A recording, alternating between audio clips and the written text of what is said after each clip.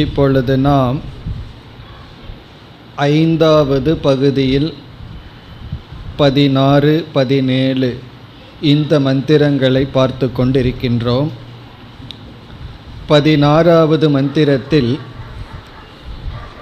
இந்த சம்சார மண்டலத்தில் அடையக்கூடிய சாத்தியங்கள் அறிமுகப்படுத்தப்படுகின்றது. நாம் எவைகளையெல்லாம் அடைய முடியும், அடைய முடிகின்ற உச்சநிலை கூறப்படுகின்றது. சம்சாரத்தில் இவ்வளவுதான் அடைய முடியும் என்று கூறப்படுகின்றது. அது 3 லோகங்களாக கூறப்படுகின்றது. மனுஷ்யலோகக, பித்ருலோகக, தேவலோகக. இந்த 3 தான் மனிதர்களால் அடையக்கூடிய சாத்தியம். இதற்கு மேல் சம்சாரத்தில் அடையக்கூடிய லட்சியம் கிடையாது. இதில் மனுஷ்யலோகக என்பது மனித உடலை எடுத்து இந்த உலகத்தை அனுபவித்தல். இப்போ மனுஷ்யலோகம் என்றால் மனித உடல். மனித உடலை எடுக்கும் பொழுது நமக்கு கிடைக்கின்ற மனித லோகம். பித்ருலோகக என்பது சொர்க்கம் முதலிய லோகங்கள். தேவலோகம் என்பது பிரம்மலோகம். இதில் மனித லோகத்தை விட அதிக சுகம் பித்ருலோகம், அதை காட்டிலும் அதிகமான சுகம் தேவலோகம், அதாவது பிரம்மலோகம். இந்த பிரம்மலோகம் வரை இந்த சம்சாரத்தில் நாம் அடையக்கூடிய உன்னதமான பலன். இனி இந்த 3 சாத்தியத்திற்கான சாதனைகளும் இந்த 16வது மந்திரத்தில் கூறப்பட்டுள்ளது. மனித லோகத்திற்கு சாதனையாக புத்திரேன ஏவ அயம் ஜெய்யக என்று கூறப்பட்டது. புத்திரனினால், மகனின் துணை கொண்டு மனித லோகத்தை அடையலாம். கர்மணா பித்ருலோகக, வேதத்தில் சொல்லப்பட்ட வைதிக கர்மங்களை செய்வதன் மூலமாக சொர்க்கம் முதலிய லோகங்களை அடையலாம். வித்யா தேவலோகக, உபாசனையினால், தியானத்தினால் நாம் பிரம்மலோகத்தை அடையலாம். இப்போ இந்த மந்திரம் மிக முக்கியமான மந்திரம் என்று சென்ற வகுப்பில் பார்த்தோம். சங்கரர் இதை பல இடங்களில் குறிப்பிடுகின்றார். எதற்கு என்றால், கர்மகாண்டத்தில் துணை கொண்டு நாம் அடையக்கூடிய பலன் இவ்வளவுதான் என்று இங்கு வரையறுக்கப்பட்டு விட்டது. கர்மத்தினால் மோட்சத்தை அடைய முடியாது என்பதற்கு இந்த மந்திரம் முக்கியமான பிரமாணம். காரணம், இங்கு இவ்வளவு சாத்தியம் இருக்கின்றது, அதற்கு இவ்வளவு சாதனை இருக்கின்றது என்று வரையறுக்கப்பட்டு, இதில் மோக்ஷம் என்ற சாத்தியம் இங்கு கூறப்பட்டுள்ள சாதனைகளினால் கூறப்படவில்லை. ஆகவே கர்ம உபாசனையினால் லோகங்களை அடைந்து சுகத்தை அடைந்து திரும்பலாமே தவிர பூர்ணமான மோட்சத்தை அடைய முடியாது. இதில் வைதிக கர்மத்தில் ஈடுபடுவதனால் சொர்க்கலோகத்தை அடையலாம் என்பது விளங்கும். தியானம் போன்ற சில உபாசனைகளினால் தேவலோகத்தை அடையலாம் என்பதும் விளங்கும். ஆனால் புத்திரனின் துணை கொண்டு எப்படி மனித லோகத்தை அடைய முடியும் என்ற சந்தேகம் வரும்பொழுதுதான் அடுத்த 17வது மந்திரம் விளக்கம் தருகின்றது. அதைத்தான் நாம் சென்ற வகுப்பில் ஆரம்பித்தோம். புத்திரேன அயம் லோகக, புத்திரனின் துணை கொண்டு இந்த மனித லோகத்தை நாம் அடையலாம் என்ற பகுதி விளக்கப்படுகின்றது. இப்போ இந்த பகுதியில்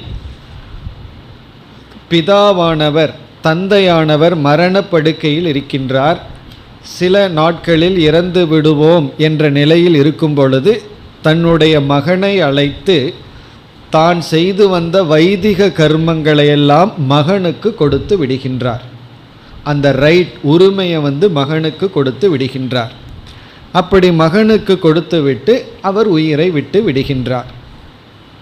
இப்பொழுது அந்த பிள்ளையானவன், மகனானவன் தந்தை கூறிய கர்மங்களையெல்லாம் வாங்கி கொண்டு அதை தொடர்ந்து செய்கின்றான். பிறகு தந்தை ஏதாவது தவறு செய்திருந்தால் அதற்கு பிராயஷ்சித்தத்தை மகன் செய்கின்றான். யாருக்காக செய்கின்றான்? தந்தைக்காக செய்கின்றான். அப்பொழுது தந்தைக்கு அந்த புண்ணிய பலன் சென்று தந்தைக்கு மீண்டும் மனிதலோகத்திற்கு வர மகன் செய்கின்ற கர்மமானது உதவி செய்கின்றது. அதுதான் இந்த 17வது மந்திரத்தினுடைய சாராம்சம். இப்போ இதை நம்ம பார்க்கும் பொழுது ஒரு சந்தேகம் நமக்கு வரும். அவரவர்களுடைய கர்மத்தை அவரவர்கள்தான் அனுபவிக்க வேண்டும் என்பது மாற்ற முடியாத நியதி. அப்படி இருக்கையில் தந்தை செய்கின்ற தவறை அல்லது இனியொருவர் செய்யாத ஒன்றுக்கு பலனை இனியொருவர் செய்வதன் மூலமாக எப்படி அடைய முடியும்? இப்போ இந்த கேள்விக்கு பதிலைத்தான் நாம் பார்க்க வேண்டும். அது மட்டுமல்லாமல் தந்தைக்கு மகனுடைய கர்ம பலன் எப்பொழுதுமே தேவையா என்பதெல்லாம் நமக்கு வருகின்ற சந்தேகங்கள். தந்தையானவர் ஏற்கனவே வைதிக கர்மங்களையெல்லாம் நன்கு செய்திருந்தால் அவருக்கு பித்ருலோகமே கிடைத்திருக்கும். மனித லோகத்துக்கு அதிகமான சுகத்தை கொடுக்கின்ற லோகத்துக்கு செல்வார். தந்தை சில உபாசனைகளில் ஈடுபட்டிருந்தால் அவர் தேவலோகத்திற்கு சென்று விடுவார். காரணம், அவரிடம் உபாசனம் என்ற சாதனை இருந்தது. அந்த கர்மத்திற்கான பலன் அவருக்கு கிடைத்துவிடும். ஒரு கால் தந்தைக்கு தேவலோகத்திற்கு செல்லும் அளவு புண்ணியம் இல்லை, சொர்க்கம் முதலிய லோகத்திற்கு செல்ல புண்ணியம் இல்லை. பிறகு மனித லோகத்திற்கு செல்லும் அளவு அவரே கர்மம் செய்திருந்தால் மகனுடைய உதவி தேவையில்லை. நேரடியாக அவர் அவருடைய புண்ணிய பலனின் துணை கொண்டே மனித லோகத்தை அடையலாம். ஒரு கால் மனித லோகத்தை அடைய அவருக்கு சில தடைகள் இருந்தால் அப்பொழுது மகன் செய்கின்ற கர்மமானது தந்தைக்கு உதவி செய்து அவர் மனித லோகத்தை அடைய வாய்ப்பு இருக்கின்றது. அதுதான் புத்திரேன அயம் லோகக என்பதனுடைய பொருள். கண்டிப்பாக மகன் இருந்தால்தான் இவருக்கு மனித லோகம் என்ற நியதி கிடையாது. மகன் இருக்கோ இல்லையோ, மகள் மட்டும் இருக்கோ இல்லையோ, இவருக்கு புண்ணியம் அதிகமாக இருந்திருந்தால் பித்ருலோகம் தேவலோகம் வரை இவர் செல்லலாம். மனித லோகத்திற்கும் இவருடைய புண்ணியத்திலேயே செல்லலாம். ஒரு கால் போதவில்லை என்றால் மகன் செய்கின்ற உதவி இவருக்கு புண்ணிய பலனாக கிடைத்து இவர் மனித லோகத்தை அடைய வாய்ப்பு இருக்கின்றது. ஒரு கால் மகன் கர்மத்தை செய்கின்றான், தந்தை தேவலோகத்துக்கே சென்று விட்டார். இப்போ இம்மகன் செய்கின்ற கர்மம் பயனற்று போகும் என்று ஒரு சந்தேகம் பலருக்கு வரும். அல்லது ஸ்ரார்த்தம் முதலியெல்லாம் செய்யும் பொழுது அவர் எந்த நிலையில் இருக்கின்றார் என்று தெரியவில்லை, நம்முடைய இந்த புண்ணிய கர்ம அவர்களுக்கு தேவையா என்றும் தெரியவில்லையே என்று வரும் பொழுது சாஸ்திரத்தில் என்ன சொல்லப்படுகின்றது? தன்னுடைய தந்தைக்கு மகன் செய்கின்ற சில கர்மங்கள் தேவையில்லை என்றால் தேவைப்படும் தந்தைக்கு இது செல்ல வாய்ப்பு இருக்கின்றது. அப்போ இந்த பையன் என்ன நினைக்கலாம், என்னுடைய அப்பாவுக்கு தானே செஞ்சால் வேற யாரோ அப்பாவுக்கு போகுதே என்றால் இவனுக்கு ஒரு புண்ணியத்தை கொடுத்த பலன் கிடைக்கின்றது, புண்ணியத்தை தானமாக கொடுத்த பலன் கிடைக்கின்றது. இப்போ யாருக்குமே அவர்கள் செய்கின்ற கர்மம் பயனற்று போவதில்லை. இப்போ இந்த கருத்து விளங்கிவிட்டது.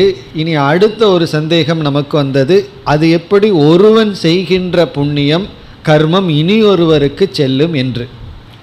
உண்மையில் எந்த இடத்திலும் யாருடைய கர்மமும் யாருக்கும் செல்வதில்லை. அவரவர்களுடைய கர்ம வினையை அவரவர்கள் அனுபவிக்கின்றார்கள். இப்பொழுது ஒருவர் எனக்கு இனாமாக ஒரு பொருளை கொடுக்கின்றார், அந்த பொருளை நான் அனுபவிக்கின்றேன். அந்த பொருளுக்கான முயற்சியில் நான் ஈடுபடவில்லை, ஆனால் அந்த பொருளை எனக்கு முயற்சி இல்லாமல் கிடைத்துள்ளது என்று கூறுகின்றேன். இப்போ ஃப்ரீயாக கிடைச்சிருக்குன்னு நான் சொல்கின்றேன். அப்பொழுது அந்த பொருளுக்கான முயற்சியை எனக்கு கொடுத்தவர் செய்துள்ளார், ஆனால் அதை நான் அனுபவிக்கின்றேன் என்ற நிலை வருகிறது. அதே போல் எல்லா தானத்திலும் நாம் டொனேஷன் ஒருவருக்கு போய் கொடுக்குறோம் அப்படின்னா அதை நம்ம முயற்சி பண்ணி அந்த பணத்தை சம்பாரித்தது நான். ஒருவருக்கு இனாமாக கொடுக்கும் பொழுது, தானமாக கொடுக்கும் பொழுது அதை அவர் அனுபவிக்கின்றார். அப்போ மேலோட்டமாக என்ன தெரிகின்றது? கர்ம செய்தவன் ஒருவன், பலனை இனியொருவர் அனுபவிக்கின்றார் என்று தெரிகின்றது. அது மேலோட்டமாக அப்படி தெரிகிறது. அதே போல புத்திரன் கர்மத்தை செய்கின்றான், பிதாவானவர் அந்த புண்ணியத்தை எடுத்துக்கொண்டு நல்ல மனித லோகத்தை அடைகின்றார் என்று தோன்றும். ஆனால் சற்று ஆழ்ந்து பார்த்தால் எனக்கு அப்படிப்பட்ட பொருள் வர வேண்டும் என்பதும் என்னுடைய ஒரு கர்ம வினைதான். ஆகவே பிதா தனக்கு ஒரு புண்ணியம் போதவில்லை என்றால் தன்னுடைய மகனிடமிருந்து அந்த புண்ணியம் வர வேண்டும் என்பதும் ஒரு கர்ம வினையாக எடுத்துக்கொள்ள வேண்டும். ஏன்னா அந்த தானத்திற்கு அவர் பாத்திரமாவதே ஒரு கர்ம வினைதான். இப்போ யாருக்குமே யாரும் போய் தானம் பண்ணுறதில்லை. இப்போ ஒருவர் ஒருவருக்கு போய் தானம் செய்தால் தன் முன்னாடி 3 பேர் இருக்காங்க, இவர் மனதில் தோன்றி இவருக்கு கொடுக்கலான்னு சொல்லி, இப்போ அவர் பாத்திரம் ஆகின்றார் என்றால் பாத்திரம் ஆகிறதும் ஒரு பெரிய கர்மத்தினுடைய விளைவுதான். அதே போல் குருவானவர் உபதேசம் செய்கின்றார், அதில் சில சிஷ்யர்கள் பாத்திரம் ஆகிறார்கள். அந்த பாத்திரம் ஆவதும் சாதாரணமாக கிடைப்பதல்ல, அதுவும் புண்ணிய பலன். அப்படி ஒருவருடைய தானத்திற்கு நாம் பாத்திரமாவதும் கூட அது ஒரு புண்ணிய பலன்தான்.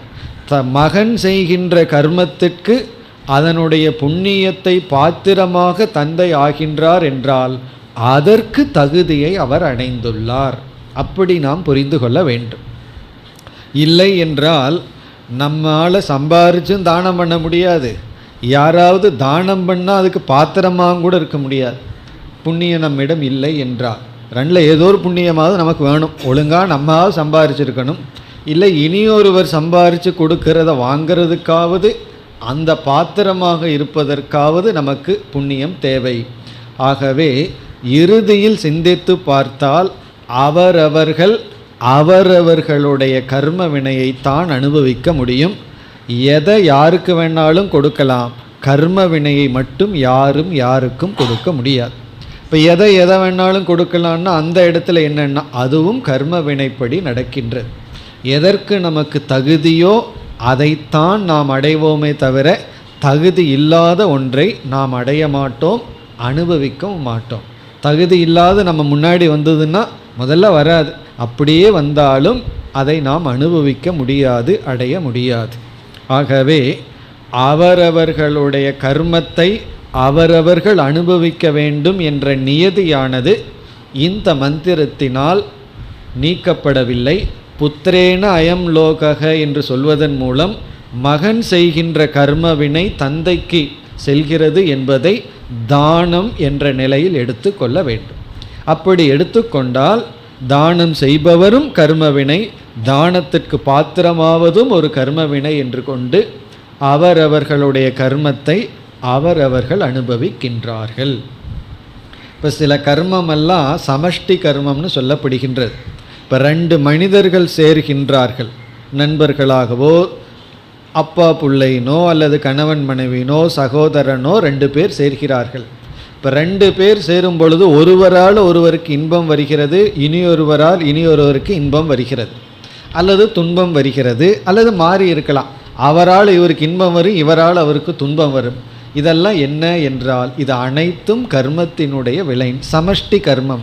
நம்முடைய கர்மம் அவரோடு சேர்ந்து இன்பமோ துன்பமோ அனுபவிக்கணும், அவருடைய கர்மம் நம்மை நிமித்தமாக கொண்டு இன்பமோ துன்பமோ அனுபவிக்க வேண்டும். இப்போ நம்ம என்ன ஆயிடுறோம், நிமித்தமாகி விடுகின்றோம். அவர் போக்தாவாக இருக்கும்போது நம்ம அவருடைய கர்ம வினைக்கு நம்ம நிமித்தமாயிடுறோம். அவருடைய செயல்களில் ஆக்டிவிட்டீஸில் நாம் போக்தாவாக இருக்கும் பொழுது, போக்தான்னா சுகதுக்கத்தை அனுபவிப்பவர்களாக இருக்கும் பொழுது அவர் நிமித்தமாகி விடுகின்றார். இப்படி பரஸ்பர கர்ம வினையினால் தான் நாம் வாழ்ந்து கொண்டு வருகின்றோம். அப்படி எல்லோருக்குமே பரஸ்பர கர்ம வினை இருக்கின்றது. 2 மனிதர்கள் சேரும் பொழுது அது பரஸ்பர கர்ம வினை, யாருடைய பாவ புண்ணியமும் யாருக்கும் செல்வதில்லை. அதனால தான் என்ன எடுத்துக்கணும், கர்மா தியரியை நம்ம படிக்கும் பொழுது யாரிடத்துலையும் நம்ம பொறுப்பை விட முடியாது. இப்போ அவர்னால் துயரப்படுறேன்னா என்னுடைய கர்மவினை அவரை நான் சந்திக்க நேர்ந்தது, அவருடன் இணக்கம் வைக்க நேர்ந்தது. அவருடைய கர்மவினை என்னை அவர் சந்தித்தார். அது எப்படிப்பட்ட வினைங்கிறது நான் எப்படி என்ன அவருக்கு கொடுக்குறேங்கிறத பொறுத்து இருக்கும். நான் புண்ணியத்தை தீர்க்கிறதுக்கு நிமித்தமாக இருக்கிறேனா அல்லது பாவத்தை தீர்க்கிறதுக்கு நிமித்தமாக இருக்கிறேனாங்கிறது அவர் என்ன அனுபவிக்கிறாருங்கிறத பொறுத்து இருக்கும். சில சமயங்களில் நம்ம நல்லதே பண்ணணும்னு ஒரு விதத்தில் எல்லா விதத்துலேயும் நம்ம நல்லவர்களாக நின்றுட்டுருப்போம். ஆனால் அவர்களுக்கு அது ஒரு துன்பமாக இருக்கும். அதுக்காக நம்ம பாவம் பண்ணியிருக்கோம்னு அர்த்தம் இல்லை, அது அவர்களுடைய பாவம், நம்ம நிமித்தமாக அவர்கள் துயரத்தை அடைதல். அதே போல் நாமும் அப்படித்தான், அவரவர்கள் நிமித்தமே தவிர கர்த்தாக்கள் அல்ல. அந்த கருத்தை நாம் இங்கு நினைவுபடுத்த வேண்டும். இல்லை என்றால் நமக்கு அந்த சந்தேகம் வந்துடும். புத்திரன் செய்கிறது பிதாவுக்கு போகுது, நீ செய்கிற பாவம் 7 குடும்பத்துக்கு உன்னை பாதிக்கும்னு எல்லாம் சில பேர் சொல்லுவார்கள். அப்படியெல்லாம் கிடையாது. அல்லது உங்கள் தாத்தா பெரிய புண்ணியம் பண்ணி வச்சுருக்கார், அதனால் நீயும் முன்னேறி விடுவாயின்னு கிடையாது. சில பேர் என்ன சொல்லுவார்கள் தெரியுமோ, எனக்கு எங்கள் தாத்தா பெரிய சான்ஸ்கிரிட் ஸ்காலர்னு சொல்லுவார்கள். உனக்கு என்ன தெரியும்னா படிக்க தெரியாது, ஆனால் தாத்தா ஸ்காலர்.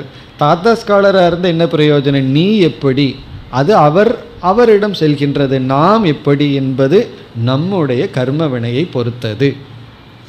இத்துடன் இந்த விசாரம் முடிவடைகின்றது. இனி நாம் அடுத்த விசாரத்திற்கு செல்ல வேண்டும். முதலாவது அத்தியாயத்தில் 5வது செக்ஷனில் 18 முதல் 20 வரை இதனுடைய சாராம்சத்தை இப்பொழுது பார்ப்போம். 18வது மந்திரத்திலிருந்து 20வது மந்திரம் வரை இங்கும் சில நல்ல கருத்துக்கள் இருக்கின்றது. ஆனால் இதில் இருக்கின்ற சாரத்தை இப்பொழுது பார்த்தால், இங்கு ஒருவன் உபாசனையை மேற்கொண்டு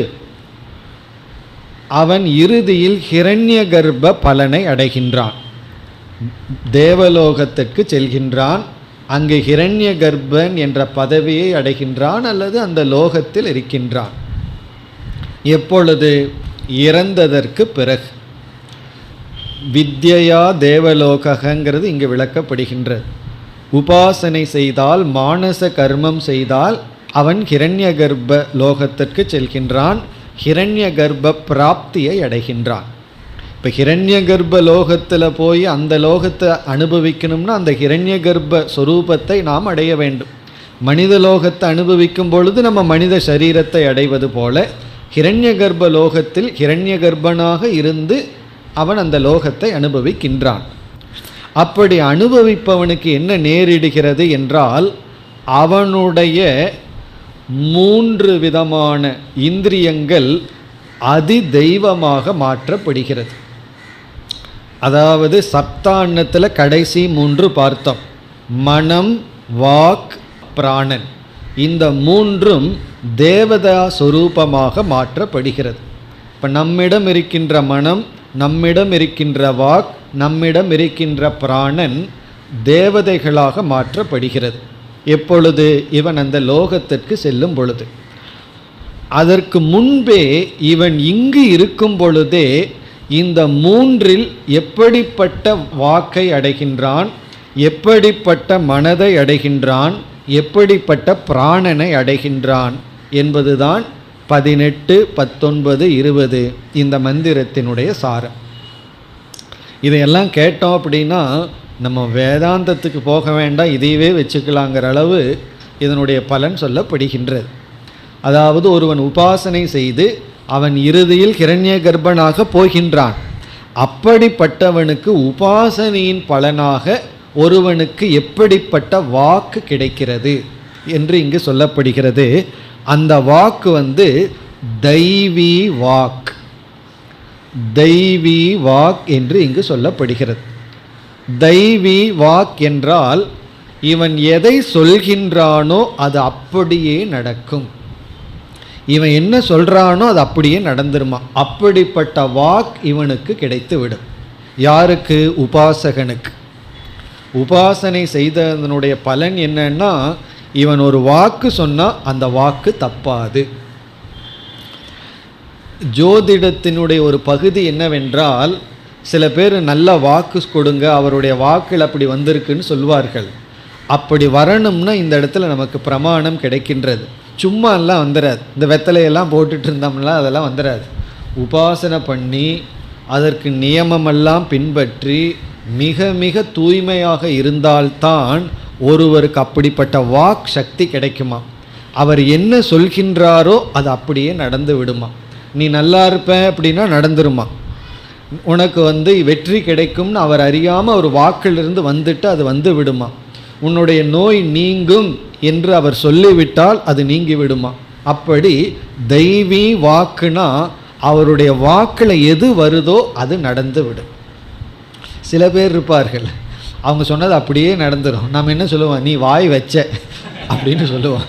அது ஆப்போசிட்டாக நடக்கிறது. நீ வாய் வச்ச அது அப்படியே நடந்துடுதுன்னு. அப்படி சில பேர் இருப்பார்கள். இது தெய்வீ வாக். இவங்க வாயிலிருந்து ஒரு நல்லது வந்து விட்டால் அது அப்படியே நடந்து விடுமாம். அப்படிப்பட்ட வாக்கை இந்த உபாசகன் அடைகின்றான்.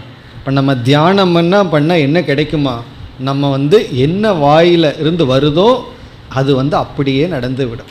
அப்படிப்பட்டவர்களுடைய மனதை ஒருவர் புண்படுத்தி மனவேதனையிலிருந்து அவரை அறியாமல் ஒரு வாக்கு வந்துட்டாலும் அது நடந்து விடுமா.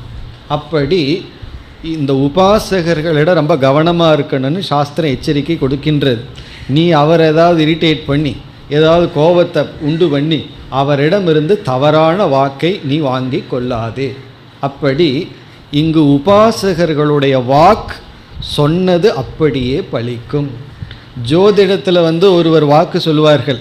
அதாவது எத்தனையோ கால்குலேஷனை பார்த்துட்டு உனக்கு இந்த மாதிரி நடக்குங்கிறது அதுவும் ஒரு விதமான வாக்கு தான்.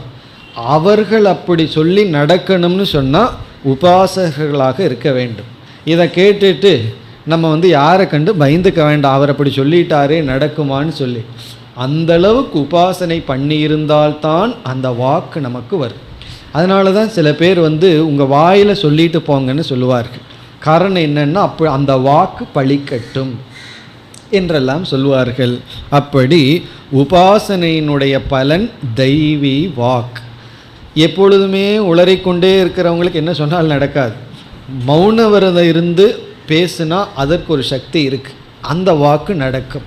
அதனால தான் சில மகான்கள் ரொம்ப நாள் மௌன விரதம் இருந்தார்கள் என்றால் ரிஷிகேஷில் எல்லாம் நடக்கும். அவர் முதல்ல பேசுகிறது என்கிட்ட பேசணும்னு பெரிய கியூ நிற்கும்.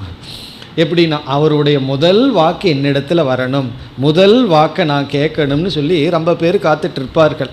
இதெல்லாம் 50 வருஷத்துக்கு முன்னாடி. அப்படியெல்லாம் சில மகான்கள் தவம் பண்ணும் பொழுது சில நாட்கள் மௌனம் இருந்து அவருடைய வாக்கு வந்ததுன்னா அந்த வாக்குக்கு சக்தி இருக்கின்றது. ஏன்னா மௌனம்ங்கிறது ஒரு பெரிய தவம். அப்படி நம்முடைய வாக்குக்கு எப்போ சக்தி வருதுன்னா உபாசனையினால் வருகின்றது. இது வாக்கு லெவலில். இனி அடுத்தது இது 18வது மந்திரத்தில் கூறப்பட்ட கருத்து.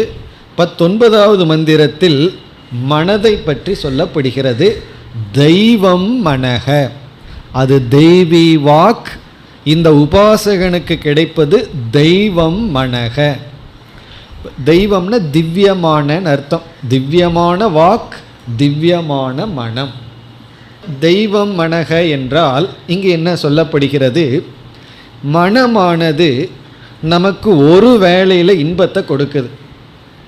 பிறகு மனசு நினச்சும் போது ரொம்ப சந்தோஷமாக இருக்குது, பரவாயில்லையே இன்றைக்கி மனசு ரொம்ப சந்தோஷத்தை கொடுக்குதுன்னு. கொஞ்ச நேரம் கழித்து பார்த்தா அதே மனது துக்கத்தை கொடுக்கின்றது. இப்போ தனிமைன்னு போகும்பொழுது கொஞ்ச நேரம் தனிமை இன்பத்தை கொடுக்கின்றது. அதே தனிமையில் மனதானது துயரத்தை அடைகின்றது, மனப்பழுவை அடைகின்றது. அப்போ சாதாரண மனிதர்களுக்கு மனம் சுகத்தையும் துக்கத்தையும் மாறி மாறி கொடுக்கும் கருவியாக இயங்கி வருகிறது.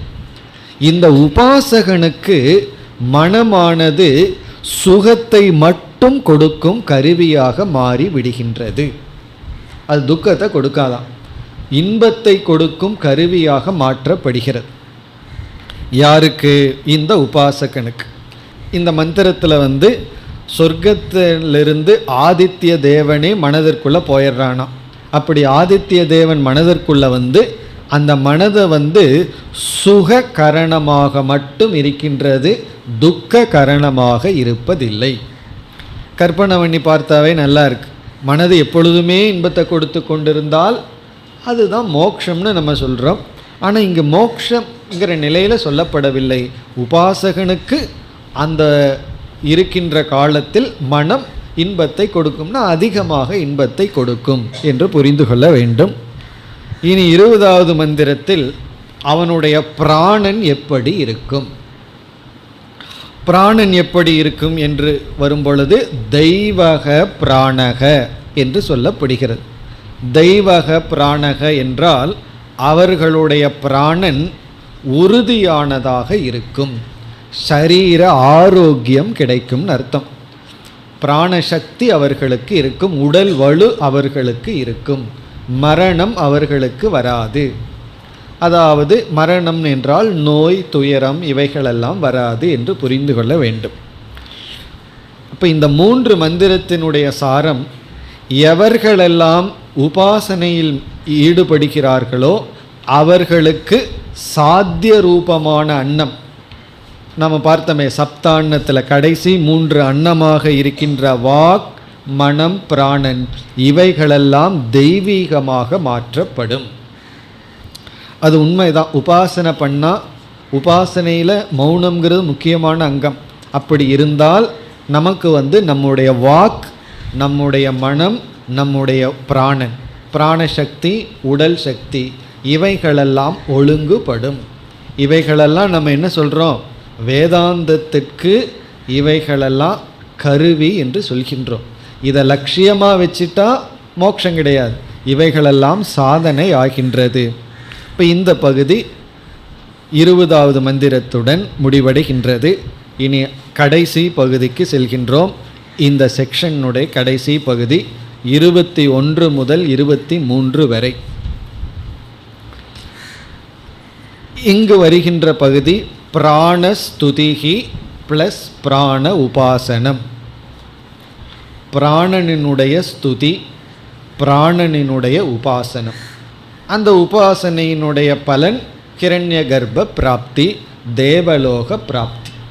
இங்கு அறிமுகப்படுத்தப்பட்ட 3 சாத்தியத்தில் கடைசி சாத்தியமான தேவலோக பிராப்தி. நம்ம பார்த்துருக்கோம், உபனிஷத்துக்குள்ள பல இடங்களில் பிராணனினுடைய ஸ்துதி கதை ரூபமாகலாம் வந்திருக்கு. அதே போல் இங்கும் பிராணனுடைய ஸ்துதி வருகின்றது. அது எப்படி வருகிறது என்றால், வாக் இந்திரியம் என்ன முடிவு செய்ததாம், நான் பேசிக்கொண்டே இருப்பேன் என்று முடிவு செய்ததாம். பேச ஆரம்பிச்சுதான், நான் நிறுத்தாமல் பேசுவேன்னு வாக் இந்திரியம் ஆரம்பிச்சுதான். எவ்வளோ நேரம் இப்படி பேச முடியும்? அதே போல் சக்ஷுகு கண்ணானது நான் பார்த்து கொண்டே இருப்பேன் என்று ஒரு முடிவை செய்ததாம். கண் இந்திரியம்னா கண்ணுக்கு இருக்கின்ற தேவதை. வாக்கு அப்படி முடிவு செய்ததாம். காது என்ன முடிவு பண்ணுச்சா, நான் கேட்டுக்கொண்டே இருப்பேன், நிற்காமல் கேட்டுக்கொண்டே இருப்பேன்னு முடிவு செய்ததாம். எவ்வளோ நேரம் அப்படி ஓட முடியும்? எவ்வளோ நேரம் கண்ணு பார்க்க முடியும்? எவ்வளோ நேரம் காது கேட்டுகிட்டே இருக்க முடியும்? எவ்வளோ நேரம்தான் நம்ம பேசிக்கொண்டு இருக்க முடியும்? சில நேரத்திற்கு பிறகு மிருத்யு இந்த 3ஐயும் தாக்கியது. அதாவது வாக்கை தாக்கியது, கண்ணை தாக்கியது, காதை தாக்கியது. இங்கே மிருத்யு என்பது ஸ்ரமக என்று உபனிஷத் கூறுகின்றது. ஸ்ரமகன்னா டயர்டு. அதாவது டயர்டுன்னா நமக்கு தெரியும், சிரமமாக இருக்குதுன்னு சொல்கிறோமே, அந்த ஸ்ரமந்தான் மிருத்யு. அதாவது ஓய்ந்து போகுதல், ஓய்ந்து விடுதல். அந்த ஓய்வு விடுகின்றது, ஓய்ந்து போகி விடுகின்றோம். கண்ணை பார்த்து பார்த்து வலிக்குது, கொஞ்சம் கண்ணை மூடலான்னு மூடிடுறோம். கேட்டு கேட்டு கஷ்டமாக இருக்குது, நீ கேட்க வேண்டான்னு பேசாமல் கொஞ்சம் நேரம் இருக்கோம். பேசி பேசி டயர்ட் ஆகிருதுன்னு பேச நிறுத்துகிறோம். எப்படி பேசிக்கொண்டே இருக்கும் பொழுது. அப்போ சிரமம் என்ற மிருத்யுவானது இந்த இந்திரியங்களை தாக்கி இந்த இந்திரியங்களுடைய விரதமானது முறியறுக்கப்படுகிறது. ஏன்னா இங்கே விரதம்னே சொல்லப்படுகிறது. இந்த 3 இந்திரியங்களும் விரதம் எடுத்து கொண்டதான். என்னென்னு, நான் பார்த்துட்டே இருப்பேன், கேட்டுகிட்டே இருப்பேன், பேசிகிட்டே இருப்பேன்னு. இந்த விரதம் சிரமம் என்ற மிருத்யுவினால் தாக்கப்பட்டு விட்டது. கடைசியாக நம்ம ஹீரோ இப்போ யாருன்னா பிராணன். அவர் சொல்கிறார், நான் செயல்பட்டு கொண்டே இருப்பேன்னு அவரும் விரதம் எடுத்தார். அதை மிருத்யு தாக்க முடியவில்லை. அப்படி தாக்கிட்டாருன்னா அதுதான் மிருத்யு, அதுதான் நமக்கு மரணம். அப்படி நம்ம பிறந்ததிலிருந்து இறக்கின்ற வரை சிரமம் இல்லாமல் செயல்படுவது பிராணன். இப்படி பிராணனுடைய ஸ்துதி. இப்போ அனுபவத்திலே உண்மைதானே, நம்முடைய பிராணன் ஒன்று தான் செயல்பட்டு கொண்டே இருக்கிறது. இந்த ஹார்ட்டும் அப்படித்தான், ஹிருதயமும் அடித்து கொண்டே இருக்கின்றது. பிறகு மற்ற இந்திரியங்களெல்லாம் கொஞ்ச நேரம் செயல்படுகிறது, பிறகு அது டயர்டாகிறது, அதற்கு ஓய்வு தேவைப்படுகின்றது. ஓய்வில்லாமல் இருக்கிறது வாக்கு தான். வாக்கு டயர்டே ஆகிறது இல்லையே, நான் பேச விட்டால் பேசிகிட்டே இருப்பேன், கேட்குறவனுடைய காது டயர்ட் ஆகிறதுனால தான் பேச்ச நிறுத்துறேன்னு ஒருத்தர் சொன்னார். ஆனாலும் எவ்வளோ நேரம் பேச முடியும், உறக்கம் நமக்கு வந்துவிடும். ஆனால் உறக்கத்திலும் பிராணனானது செயல்படுகின்றது. இவ்விதம் இங்கு பிராணனுடைய ஸ்துதி. பிறகு அதி தெய்வமாக இருக்கின்ற தேவதைகளுக்கும் அதே நிலை தான் ஏற்பட்டதாம். அதாவது சூரியன் எப்பொழுதுமே எரிந்து கொண்டு இருப்பேன்னு நினைச்சாராம், சந்திர தேவனும் எப்பொழுதும் பிரகாசிப்பன்னு நினைத்தாராம். ஆனால் இதில் வாயு தேவன் இருக்கின்றாரே, அவர் ஒருவர் தான் சிரமம் இல்லாமல் எப்பொழுதும் சஞ்சரிக்கின்றார். மற்ற தேவதைகளும் சக்தியை இழந்துவிடும் என்று சொல்லப்படுகிறது. அப்பவே சொல்லியிருக்கிறார்கள், சூரியனும் ஒரு காலத்தில் அதனுடைய சக்தியை இழந்துவிடும். ஆனால் இந்த வாயு தேவன் இருக்கின்றாரே, அவர் சக்தியை இழக்காமல் இருக்கின்றார் என்று அத்தியாத்ம அதி தெய்வத்தினுடைய நிலையில் பிராணனே சிரேஷ்டக என்று கூறப்பட்டு, இந்த பிராணனை தியானிப்பவர்கள் அவர்கள் அடைகின்ற பலன் ஹிரண்ய கர்ப்ப பிராப்தி அல்லது தேவலோக பிராப்தி.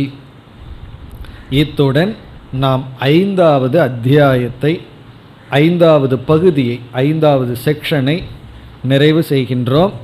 இப்போ நம்ம முதல் அத்தியாயத்தில் 5வது செக்ஷனை முடித்துள்ளோம். இனி 6வது கடைசி செக்ஷனுக்கு செல்கின்றோம். முதலாவது அத்தியாயத்தில் கடைசி செக்ஷன். இதில் 3 மந்திரங்கள் தான் இருக்கின்றது. இந்த பிராமணத்திற்கு பெயர் உக்த பிராமணம். உக்த பிராமணம் என்பது பெயர். இத்துடன் முதலாவது அத்தியாயம் முடிவடைய போகின்றது. இதுவும் மிக எளிமையான சிறிய செக்ஷன். இப்போ இதனுடைய சாராம்சத்தை நாம் பார்ப்போம். 2வது அத்தியாயத்திலிருந்து தான் நமக்கு வேதாந்தம் துவங்கப் போகின்றது. ஆகவே இந்த அத்தியாயத்தினுடைய இந்த பகுதியினுடைய சாரத்தை இப்பொழுது பார்க்கின்றோம். இப்போ இங்கு ஜெகத் மித்யா என்ற கருத்து விளக்கப்படுகின்றது. இந்த 3 மந்திரங்கள் தான். பேரு உக்த பிராமணம். இதனுடைய சாரம் ஜெகத் மித்யா. அத்தியாரோபம், ஜெகத்துன்னு சொன்னாவே அத்தியாரோபம். ஆகவே அத்தியாரோபம் செய்யப்படுகின்றது, அதுவும் மித்யா என்று சொல்லப்படுகிறது.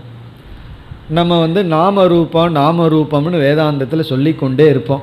இதெல்லாம் எங்கிருந்து இந்த நாமரூபம்ங்கிற வார்த்தையெல்லாம் எடுத்தீர்கள்னு சந்தேகம் வரும். அதெல்லாம் இந்த உபனிஷத்திலிருந்து எடுத்துள்ளோம். இப்போ இங்கே என்ன சொல்லப்படுகின்றது, படைக்கப்பட்ட அனைத்தும் முதலில் 3 தலைப்பின் கீழ் அடக்கப்படுகின்றது. எல்லாத்தையும் 3இல் அடக்கப்படுகிறது. என்னென்னலாம் சிருஷ்டிக்கப்பட்டதோ அதை ஜெகத்துன்னு சொல்லிடுறோம். அந்த ஜெகத் 3 தலைப்பின் கீழ் வருகின்றது. 1 நாம, 2வது ரூபம், 3வது கர்ம, ஆக்டிவிட்டி, செயல். எல்லாமே ஃபஸ்ட்டு இந்த 3க்கு கீழே வந்துடுது. நாம, ரூப, கர்ம. பிறகு இந்த 3ம் 3வது இறுதி மந்திரத்தில் 1இன் கீழ் அடக்கப்படுகிறது. இப்போ எல்லாமே 3 என்று அடக்கப்பட்டு விடுகிறது. இந்த 3ம் ஒன்றாக அடக்கப்படுகிறது. இப்போ இந்த உலகம் எத்தனையோ லோகங்கள் இருக்குன்னு சொல்கிறோம். இவைகளை ஒரு கோணத்தில் எல்லாமே பஞ்சபூதம்னு சொல்லிடலாம். இப்போ எல்லாத்தையும் 5 பூதம்னு அடக்கலாம். அதே போல் இந்த இடத்துல நாமரூப கர்ம என்று அனைத்து சிருஷ்டியும் அடக்கப்படுகின்றது. பிறகு இந்த நாமரூப கர்மமும் ஒன்றாக்கப்படுகிறது. அந்த ஒன்று ஷரீரம். ஷரீரம் நம்முடைய உடல். இதெல்லாம் விதவிதமான கோணத்தில் இவ்விதம் பாவிக்கப்படுகின்றது. இப்போ நாம ரூப கர்ம, பிறகு இந்த 3 ஷரீரம் என்று சொல்லப்படுகிறது. இந்த ஷரீரத்தை மித்தியான்னு புரிஞ்சிட்டா நாம ரூபம் மித்தியாவாகுது. நாம ரூப மித்தியாவான உலகம் மித்தியா ஆகின்றது. உலகத்தையே நீக்கிறது எப்படின்னு வரும்பொழுது நீ உடலை நீக்கிவிடு, உலகம் சென்று விடும். அதுதான் இதனுடைய சாரம். சிந்திச்சு பார்த்தா நமக்கு புரியும். உலகத்தில் இருக்கின்ற அனைத்தையும் நான் நீக்கணும்னா, மனித லோகத்தையே நான் நீக்கணும்னா என்ன பண்ணணும்? இந்த மனித சரீரத்தை நீக்கினா போதும். இந்த உலகத்தில் இருக்கின்ற அனைத்து பொருள்கள் மீது எனக்கு வைராகியம் வரணும் அப்படின்னா என்ன பண்ணுறதுன்னா, பார்த்தா ரொம்ப பெருசாக இருக்குது. ஒரு பெரிய பிளாசாவில் போய் நின்று பார்த்தா இவ்வளவு பொருள் இருக்கே, இத்தனை பொருள்லையே எப்படி வைராகியத்தை அடையிறது? ஏதோ ஒரு செக்ஷனில் வைராகியத்தை அடையலான்னு தோணும். இவ்வளவு பெரிய பொருள் இருக்கே, அதில் எப்படி வைராகியத்தை அடையணும்னா, இந்த பகுதியினுடைய நோக்கில் பார்த்தோம்னா ஒரே ஒரு பொருளில் வைராகியத்தை அடைஞ்சிரு, அனைத்து வைராகியம் அடைந்ததற்கு சமம். அது என்ன? நம்முடைய சரீரம். இந்த உடலில் வைராகியத்தை அடைஞ்சோம்னா உலகத்தில் வைராகியத்தை அடைந்து விடுகின்றோம். அப்படி நம்முடைய கான்சன்ட்ரேஷனை எல்லாம் உடலில் இந்த பகுதி வைக்கின்றது. எல்லாம் உடலுக்குள் வந்து விடுகின்றது. அதனால் நம்ம டேக்கிள் பண்ண வேண்டியது என்னன்னா, உலகம் அல்ல உடல். நம்முடைய உடலில் வைராகியம் வந்ததுன்னா உலகத்தில் வைராகியம் வந்து விட்டது. நாக்கு ரொம்ப சின்னது, அதுவும் உடல்லையே. அந்த நாக்கில் மட்டும் வைராகியம் வரட்டும், ஃபுட் வேர்ல்டே டிஸ்மிஸ்டு. உலகத்தில் இருக்கிற ஃபுட் வேர்ல்டுக்கே போக மாட்டோம், எல்லாம் டிஸ்மிஸ்ட். அதே போல் கண்ணுக்கு வைராகியம் வரட்டு, உலகத்தில் இருக்கிற எல்லா ஃபார்ம்ஸும் டிஸ்மிஸ். பார்க்குற எல்லா பொருள்களும் நம்ம டிஸ்மிஸ் பண்ணிட்டோம். அதே போல் காது. அப்படி இந்த உடலில் நமக்கு வைராகியம் வந்து விட்டால் உலகமே நீக்கப்படுகின்றது. அதுதான் இந்த பகுதியினுடைய சாரம். இனி இந்த பகுதியில் எப்படி இந்த கருத்து விளக்கப்படுகிறதுன்னு பார்க்கின்றோம். இங்கு உக்தம் என்ற ஒரு சொல் வருகின்றது. அதான் உக்த பிராமணன்னு பேர். இங்கே உக்தம் என்ற சொல்லுக்கு உபாதான காரணம் என்று பொருள். உக்த அப்படின்னா உபாதான காரணம். இப்போ உபாதான காரணம் அப்படின்னா என்னன்னு கேட்க மாட்டீர்கள். பிருகதாரண்யக ஸ்டூடெண்ட் கேட்க மாட்டார்கள். உபாதான காரணம். இப்போ இங்கே எப்படி கூறப்படுகிறது? இந்த ஜெகத்தானது மித்தியா, இந்த ஜெகத் வெறும் தோற்றம் என்று கூற வேண்டும். அப்படி கூற வேண்டும் என்றால் இதற்கு உபாதான காரணத்தை கூறி ஆக வேண்டும். உபாதான காரணத்தை அறிமுகப்படுத்தி அந்த உபாதான காரணத்தின் மீதுள்ள நாம ரூபங்களெல்லாம் மித்தியா என்று கூறப்பட இருக்கின்றது. இப்போ களிமண்ணை உபாதான காரணம்னு சொல்லிட்டு அந்த களிமண் மீது இருக்கின்ற நாம ரூபங்கள், அது பானையாக இருக்குது, டம்ளராக இருக்குது, ஜாராக இருக்குது, அதெல்லாம் என்னென்னா ஒரு நாம ஒரு ரூபம். நாம ரூபம் நமக்கு புரியுது. கர்ம என்றால் என்ன என்றால், இப்போ ஒரு நாமம் இருக்குது, பிளேட் அப்படின்னு சொல்கிறோம், தட்டுன்னு சொல்கிறோம். எதை தட்டுன்னு சொல்கிறோம்? களிமண்ணினால் ஒரு தட்டு செய்யப்பட்டுள்ளது, தட்டுன்னு சொல்கிறோம். களிமண்ணினால் ஒரு கப்பு செய்யப்பட்டுள்ளது. களிமண்ணா நம்ம உடனே கற்பனை பண்ணக்கூடாது, ரோட்டில் பார்க்குற களிமண்ணு சொல்லி. சில களிமண்ணுனால ரொம்ப அழகாக இருக்கும். அந்த தட்டு செஞ்சால் சில்வர் தட்டை விட அழகாக இருக்கும். அப்படி களிமண்ணில் தட்டு செஞ்சுருக்கோம், களிமண்ணில் கப்பு பண்ணி வச்சுருக்கோம். இப்போ நம்ம கப் அப்படிங்கிற ஒரு நாமத்தை சொல்கிறோம், அதுக்கு ஒரு ரூபம் இருக்குது. அந்த ரூபத்தை தான் கப்புன்னு சொல்கிறோம். தட்டுன்னு ஒரு வாக்கிலிருந்து ஒரு நாமம் வருது, அதுக்கு ஒரு ரூபம் இருக்குது. இப்போது தட்டினுடைய கர்மம் வேறு, கப்பினுடைய கர்மம் வேறு. கர்மம்னா அதனுடைய யுட்டிலிட்டின்னு அர்த்தம். இந்த இடத்துல தட்டு ஒன்றுக்கு பயன்படும், கப்பு இனி ஒன்றுக்கு பயன்படும். நம்ம கப்புக்குள்ளே தோசையை போட்டு சாப்பிட முடியாது, அதே போல் தட்டில் காஃபியை விட்டு சாப்பிட முடியாது.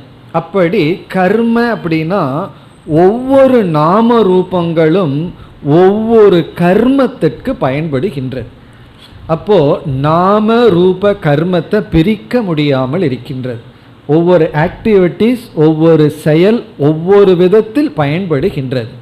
அப்படி இந்த உலகமே பார்த்துட்டோம்னா ஒரு நாமம், ஒரு ரூபம். எதற்கு அந்த நாம ரூபம் வந்ததுன்னா ஒரு பிரயோஜனம். அதனால தான் எதெல்லாம் பிரயோஜனமோ அது மித்தியான்னு சொல்கிறோம். பிரயோஜனம் இல்லாத பொருள் பிரம்மன்னு சொல்ல போகிறோம் கடைசியாக. காரணம் என்னென்னா அது மித்தியா பிரயோஜனத்துக்குள்ளே வரப்போகிறதில்லை. எல்லாமே நாம ரூப கர்ம.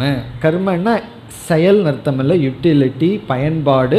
ஒரு விதமான செயலுக்கு, ஒரு விதமான கர்மத்துக்கு அது பயன்படுகிறது. ஏன்னா ஒரு ரூபம் ஒரு கர்மத்துக்கு பயன்படும், இனி ஒரு ரூபம் இனி ஒரு கர்மத்திற்கு பயன்படும். இப்படி இந்த மூன்றும் சேர்ந்தது ஜெகத். இந்த மூன்றும் உபாதான காரணத்தின் மீது ஏற்றி வைக்கப்படுகின்றது, களிமண்ணின் மீது ஏற்றி வைக்கப்படுகின்றது. இப்போ களிமண்கிறது உபாதான காரணம். அந்த களிமண் மீது ஒரு நாம, ஒரு ரூப, ஒரு கர்மமானது ஏற்றி வைக்கப்படுகின்றது. இப்போ இந்த அடிப்படையில் இங்கு விளக்கம் வருகின்றது. இப்போ இந்த இடத்தில் சங்கரர் ஜெகத்திற்கு சில லட்சணங்கள் கொடுக்கின்றார். அதை நம்ம பார்த்துட்டு முதல் மந்திரத்தினுடைய சாரத்திற்கு செல்லலாம். இப்போ சங்கரருடைய வார்த்தையே தெரிஞ்சுக்கணுங்கிறதுக்காக நாம் இப்பொழுது இதை பார்க்கின்றோம். இப்போ நம்ம ஜெகத்திற்கு 6 லட்சணத்தை பார்க்க போகின்றோம். 6 அஜெக்டிவ் போட்டு போகிற ஏதோ ஒரு பயிற்சி எழுதுறது போல 6 சொற்களில் ஜெகத்தை வர்ணிக்கின்றார். இது ஒவ்வொன்றும் நம்முடைய நிதித்தியாசனத்திற்கு உதவுகின்ற சொற்கள். இந்த உலகத்தை உலகம் உலகம் ஜெகத் ஜெகத்துன்னு பார்த்துட்டு இருந்தோம்னா அது அதே சொல்லுது. எனக்கு புதுசாக நம்ம மனசில் ஒன்றும் ஸ்புரிக்காது. இப்போ இந்த சொற்கள் எல்லாம் நமக்கு எதற்கு பயன்படும்னா, இந்த உலகம்னு நினச்சிட்டு இந்த ஒவ்வொரு சொல்லையும் மனதில் நினச்சிட்டு பார்க்கும் பொழுது இந்த உலகத்தை நம்ம நீக்குவதற்கு, நிஷேதம் செய்வதற்கு உதவியாக இருக்கு. ஆகவே இந்த 6 சொற்களை இப்பொழுது பார்க்கலாம். அதிக விளக்கம் தேவையில்லை, இந்த சொற்களை மட்டும் இப்பொழுது பார்ப்போம். 6 லட்சணம் கொடுக்குறாரு இந்த உலகத்துக்கு. அவர் கொடுக்குற முதல் லட்சணம் அவித்யா விஷயக. பிரபஞ்சக அவித்யா விஷயக. இது ஒன்றே போதும், இதுக்கு மேலே அடுத்தது சொல்ல வேண்டிய அவசியம் கிடையாது. இந்த உலகம் என்னன்னா அவித்யா விஷயக பிரபஞ்சக. அவித்யா விஷயக அப்படின்னா என்ன அர்த்தம்? கயிற்றை பார்க்குறோம், பாம்பா தெரியுது. இதில் கயிறு வித்யா விஷயக, பாம்பு அவித்யா விஷயக. அவித்தியக்கு விஷயமாக இருக்கிறது பாம்பு. காணல் நீரை பார்க்கிறோம், காணல் நீர் அவித்யா விஷயக. அங்கே இருக்கின்ற ஜலம் இல்லாத தரை வித்யா விஷயக. இப்போ வித்யா விஷயம்னா அறிவுக்கு பொருளாக இருக்கிறது. அவித்யா விஷயம்னா அங்கே பொருள் இல்லை, வெறும் அஜ்ஞானந்தான் மனசில் இருக்கு. பொருள் இல்லாமல் வெறும் எண்ணம் மட்டும் மனசில் இருந்தால் அது அவித்யா விஷயக. பானையை பார்க்கிறோம், பானைங்கிற நாம ரூபம் அவித்யா விஷயம். பானைங்கிற களிமண் இருக்கே அது வித்யா விஷயம். இப்போ இங்கே என்ன சொல்கிறார் சங்கரர்? இந்த பிரபஞ்சமே அவித்யா விஷயங்கிறார். அப்போ வித்யா விஷயம் என்னன்னா உபாதான ரூபமான பிரம்ம. இப்போ பிரம்மந்தான் வித்யா விஷயம், இந்த உலகமே அவித்யா விஷயம். இது ஒரு நல்ல வார்த்தை, நம்ம சிந்திக்கிறதுக்கான வார்த்தை இது. நம்ம ஏதாவது நம்ம துக்கப்படுத்துச்சுன்னா அது அவித்யா விஷயம்னு பார்க்கணும். இப்போ கயிறு வித்யா விஷயமாக இருக்கேன்னா பாம்பு கயிறுக்கு கயிறு வித்யா விஷயம், பாம்பு அவித்யா விஷயம். அது எக்ஸாம்பிள் தான். நான் வேணா பாம்பு அவித்யா விஷயம்னு பார்க்குறேன், கயிறு எப்படி அவித்யா விஷயம்னு பார்க்க முடியும்னா கயிறு பாம்புக்கு கயிறு வித்யா விஷயம், பாம்பு அவித்யா விஷயம். ஆனால் ஜெகத்துன்னு வரும்போது ஜெகத்து பிரம்மன்னு ரெண்டே பொருள் தான் இருக்கு. அப்போ பிரம்மன் வித்யா விஷயம், முழு ஜெகத்துமே பாம்பை போல அவித்யா விஷயக என்று ஒரு வார்த்தை, ஒரு லட்சண ஜெகத்திற்கு கொடுக்கின்றார். இது ஒன்று தான் ரொம்ப முக்கியமானது. அடுத்தது வியாக்கிருத அவ்யாக்கிருத ஆத்மகம். வியாக்கிருத அவ்யாக்கிருத ஆத்மகம் ஜெகத்து. அதாவது ஒரு அடைமொழி போல ஜெகத்துக்கு போட்டு போகிறார் இந்த பகுதியினுடைய ஆரம்பத்தில். இப்போ இரண்டாவது அவர் சொல்வது வியாக்கிருத அவ்யாக்கிருத ஆத்மகம். இப்போ ஜெகத்தினுடைய சொரூபம் எப்படின்னா, வியாக்கிருத்தம்னா வெளித்தோற்றத்திற்கு வருவது, அவ்யாக்கிருத்தம்னா வெளித்தோற்றத்திற்கு வராதது. மாயா மாயா காரிய ரூபம், மாயையாகவும் மாயையினுடைய காரியமாகவும் இருக்கிறது தான் இந்த உலகம். இப்படி எடுத்துக்கொண்டு நாம் சிந்திச்சு பார்க்க வேண்டும். இப்போ இந்த உலகத்தில் பார்க்கிறதெல்லாம் அவ்யாக்கிருத்தம்னா மாயை, மாயையினுடைய வெளித்தோற்றம். மாயை வெளிப்படும் பொழுது இவை இருக்கின்றது, இவைகளெல்லாம் ஒடுங்கும் பொழுது மாயைக்குள் ஒடுங்குகின்றது. இதுதான் இந்த உலகம். இப்போ இந்த உலகத்தை எப்படி பார்க்கணும்? வியாக்கிருத அவ்யாக்கிருத சொரூபம். பிரம்மன் அகம், நான் ஆத்மஸ்வரூபம். ஆனால் இந்த பிரம்மன் வியாக்கிருத அவ்யாக்கிருத்தமாக இல்லை, அது என்றைக்குமே அவ்யாக்கிருத்தமாக இருக்கின்றது. இப்போ வியாக்கிருதம் அப்படின்னு சொன்னால் இந்திரிய கோச்சரம், அவ்யாக்கிருத்தம்னா இந்திரிய அகோச்சரம். இந்திரியத்திற்கு தெரிவதாகவும் இந்திரியத்திற்கு தெரியாததாகவும் இந்த உலகம் இயங்கிக் கொண்டு இருக்கின்றது. இந்த அவித்யா ரூபகங்கிறது நேரடியாக மித்தியாங்கிற ஞானம். இது இந்த உலகம் அப்படிப்பட்டதாக இருக்கின்றது, இந்த மித்தியா இப்படி இருக்கின்றது. இனி மூன்றாவது லட்சணம், இது ஏற்கனவே நம்ம பார்த்தோம், சாதன சாத்திய லட்சணம். சாதன சாத்திய லட்சணமாக இருக்கின்றது. நம்ம பார்த்த கருத்து தான். இந்த உலகமே சாதனா சாத்திய ரூபமாக இயங்கிக் கொண்டு வருகின்றது. ஒன்று சாதனை, பிறகு சாத்தியம். இது சாதனைன்னு சொல்லுவோம், அதனால் ஒரு சாத்தியத்தை அடைவோம். பிறகு அந்த சாத்தியம் சாதனையாகி விடுகின்றது. நல்ல உணவு போன்றவைகளெல்லாம் சாதனை, ஆரோக்கியம் சாத்தியம். பிறகு ஆரோக்கியம் சாதனை, மோட்சத்திற்காக நாம் செய்கின்ற முயற்சி விசாரம் சாத்தியம், விசாரம் சாதனை வித்யா சாத்தியம், வித்யா சாதனை பிரம்மஸ்வரூப ஞானம் அல்லது மோக்ஷம் சாத்தியம் என்று இந்த உலகமே சாதனா சாத்தியமாக இருக்கின்றது, எதுவுமே பூர்ணமாக இல்லை. இனி நான்காவது சொல், இது ரொம்ப டெக்னிக்கலாக இருக்கிறது, அடிக்கடி சங்கரர் பயன்படுத்துகின்ற வார்த்தை கிரியா காரக பலாத்மகம். கிரியா காரக பலாத்மகம் ஜெகத்து. இந்த ஜெகத்து கிரியா ரூபம், காரக ரூபம், பல ரூபம். இதையெல்லாம் கொஞ்சம் சமஸ்கிருதம் படிச்சிருந்தா என்ஜாய் பண்ணலாம், படிக்கலைன்னா அதை விட நல்லா என்ஜாய் பண்ணலாம். கிரியா காரக பலாத்மகம். கிரியா அப்படின்னா ஆக்ஷன், காரகம் அப்படின்னா கிரியைக்கு காரணமாக இருப்பது காரகம். ஒரு கிரியை வரணும்னா அதுக்கு எதெல்லாம் காரணமோ அதை காரகம்னு சொல்கிறோம். அதாவது கிரியைக்கு எது காரணமோ அந்த காரணத்துக்கு காரகம்னு பெயர். பலம் அப்படின்னா கிரியையினுடைய பலன். நாம் ஒரு செயல் செய்யறதுக்கு முன்னாடி செயல் தோன்றுவதற்கு காரணமாக இருந்தால் அதுக்கு பேர் காரகம். அந்த காரணத்திலிருந்து செயல் உற்பத்தியான அது கிரியா. செயலினுடைய விளைவுக்கு பேர் பலம். இப்படி ஒரு காரண காரியமாக இருப்பது, இப்படி ஒரு ட்ரெண்ட். ஒரு செயல் நம்மிடமிருந்து உற்பத்தியாகிறதுக்கு காரணமாக இருந்தால் அது காரகம். அந்த காரகத்தினுடைய விளைவு கிரியா, கிரியையினுடைய விளைவு பலம். அந்த பலத்தை என்ன சொல்லுவாங்க? சுகதுக்க ரூபமான பலம், கிரியையினுடைய விளைவு. நாம் ஒரு செயல் பண்ணால் அந்த செயல் ஏதோ ஒரு ரிசல்ட் கொடுக்கணுமல்ல, அந்த ரிசல்ட் பலம். அந்த ரிசல்ட்டு கிரியையிலிருந்து தான் வர முடியும், அந்த கிரியை காரகத்திலிருந்து தான் வர முடியும். இந்த காரகத்தை தான் இலக்கணத்தில் கர்த்தா கர்ம கரணம் அப்படின்னுலாம் சொல்கிறோம். தமிழில் சொன்னால் முதல் வேற்றுமை, இரண்டாம் வேற்றுமை, மூன்றாம் வேற்றுமைன்னு சொல்லுவோம். சமஸ்கிருதத்தில் விபக்தி என்று சொல்லப்படுகிறது. ஆங்கிலத்தில் ஃபஸ்ட்டு கேஸ், செகண்ட் கேஸ். இப்போ ராமன் செல்கின்றான், ராமன்கிறது சப்ஜெக்ட், ஃபஸ்ட்டு கேஸ். ராமன் லக்ஷ்மணரை பார்க்கின்றார், லக்ஷ்மணன்கிறது செகண்ட் கேஸ், ஆப்ஜெக்ட்.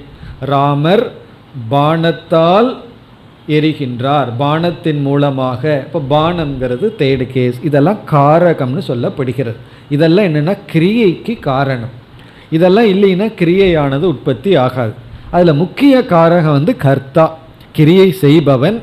எதை வச்சு கொண்டு செய்கின்றான், எதன் மூலமாக செய்கின்றான், எதிலிருந்து, எதற்காக, இப்படியெல்லாம்.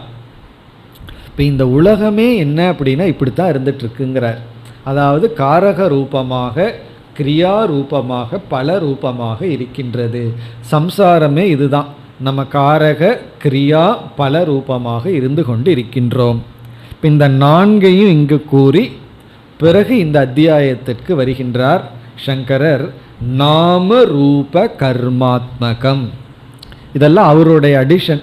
இப்படிப்பட்ட ஜெகத்தானது இந்த பகுதியில், இந்த செக்ஷனில் எப்படி சொல்லப்பட்டுள்ளதுன்னா நாம ரூப கர்மாத்மமாக சொல்லப்பட்டுள்ளது. இது 5வது. 6வது ஷரீர ஸ்வரூபம். இங்கே சொல்லப்பட்ட இந்த 2, இந்த 5ஐயும் 6ஐயும் சொல்கிறதுக்கு முன்னாடி நாடு அடைமொழி போடுறார். இந்த 4 வார்த்தை அவருடைய வார்த்தைகள், அவருடைய பெட்டு வார்த்தைகள்.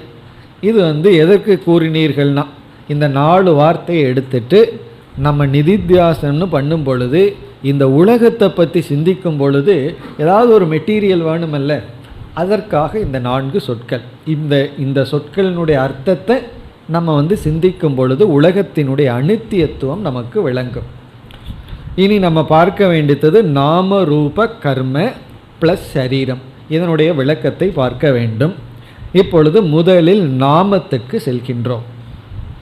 இப்போ நாமத்துக்கு செல்லும் பொழுது இங்கு எப்படி சொல்லப்படுகிறது, நாம என்றால் சப்தம். இந்த சப்தத்தை இங்கு 2ஆக பிரிக்கப்படுகின்றது. ஒன்று சாமானிய சப்தம், இனி ஒன்று விசேஷ சப்தம்.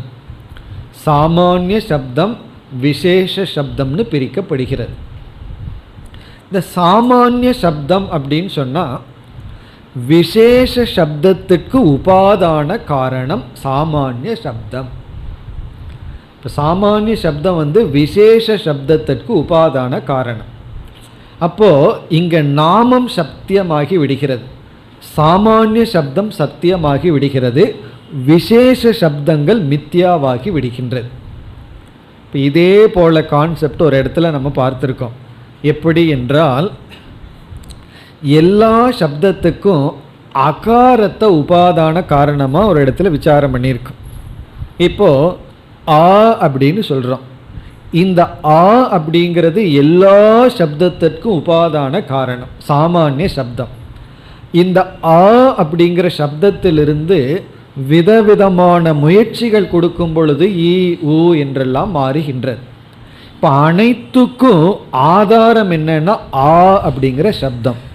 இந்த ஆங்கிற சப்தத்தை இங்கு உக்தம், உபாதான காரணம், சாமானிய சப்தம் என்று சொல்லப்படுகிறது. இங்கு சாம பிரம்ம உக்தம் என்றால் ஒரே பொருள், அதாவது உபாதான காரணம். இந்த சாமானிய சப்தம் உபாதான காரணம் எதற்குனா விசேஷ சப்தங்களுக்கு.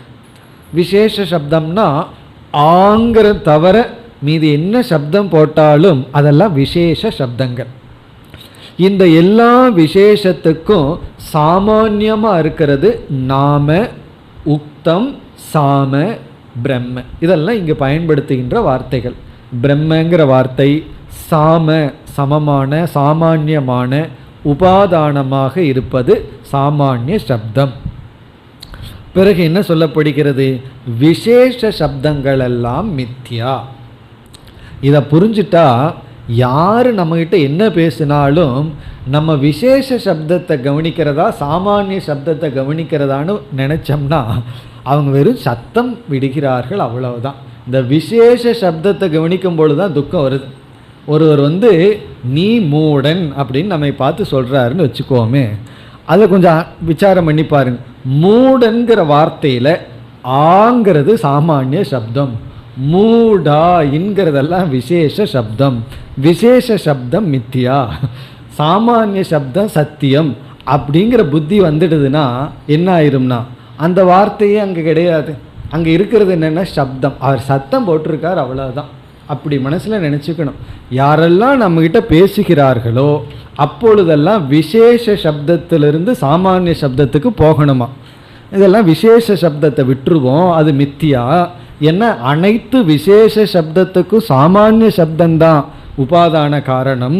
நம்ம உபாதான திருஷ்டியை வச்சு விசேஷ சப்தம் மித்தியான்னு சொன்னால் அவர் என்ன பண்ணியிருக்காருன்னா அவர் ஒரு சப்தம் இட்டிருக்கின்றார்.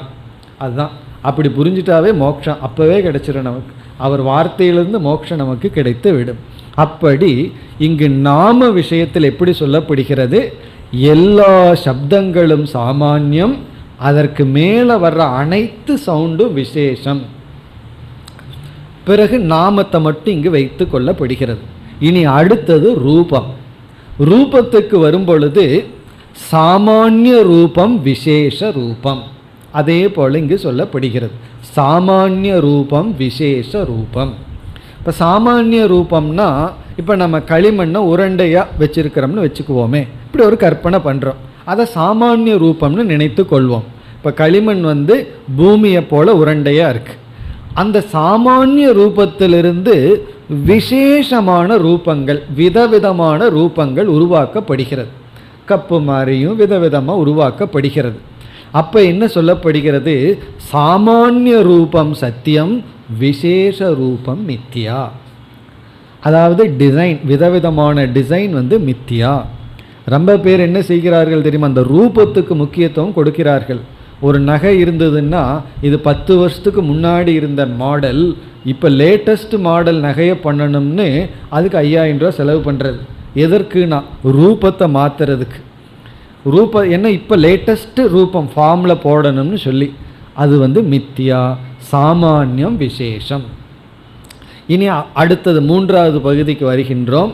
கர்ம. அந்த கர்மத்திற்கு உபாதானமாக சரீரம் அறிமுகப்படுத்தப்படுகிறது.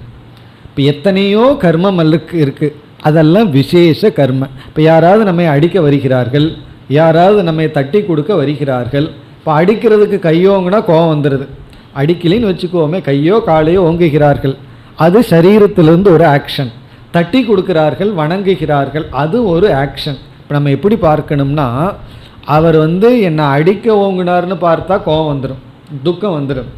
என்னை தட்டி கொடுக்கிறார், வணங்குகின்றார்னா சுகம் வரும். இப்போ எப்படி பார்க்கணும்னா, சாமான்யமாக பாருங்க, அவங்க பாடியிலிருந்து ஒரு ஆக்ஷன் வந்திருக்கு, அவ்வளோதான். அது சாமான்யமாக. விசேஷத்தில் பார்த்தீங்கன்னா அது சம்சாரம், அது உலகம். சாமான்யம்னா ஒரு ஆக்டிவிட்டி வந்திருக்கு, அவ்வளோதான். இப்படி சொன்னால் அவங்களுக்கு கோபம் வந்துடும். யாராவது நம்மக்கிட்ட திட்டுனாங்கன்னா ஏதோ சத்தம் போட்டிருக்கீங்க அப்படின்றது. பிறகு ஏதாவது நம்ம பார்த்து சேஷ்டை பண்ணால் ஏதோ ஒரு ஆக்ஷன் உங்கள் உடம்புலேருந்து வந்திருக்கு அப்படின்னு நம்ம பார்த்தோம்னா அது மோட்சம். அப்போ நம்ம அதிஷ்டானத்தில் இருக்கின்றோம். பிறகு என்னென்னா, இந்த சரீரம் இருக்கே இதுவும் மித்யா, இதுவும் மித்யா என்று இந்த பகுதி முடிகின்றது. இப்போ இப்படி முடியும் பொழுது நாம ரூப கர்ம ஒன்றை ஒன்று சார்ந்துள்ளது, ஒன்றை நீக்கிட்டா மற்ற இரண்டும் சென்று விடும்னு சொல்லி ஒன்றை ஒன்று சார்ந்தது என்ற விதத்தில் கூறி மித்தியாத்துவம் விளக்கப்படுகின்றது. அடுத்த வகுப்பில் மேலும் தொடர்வோம்.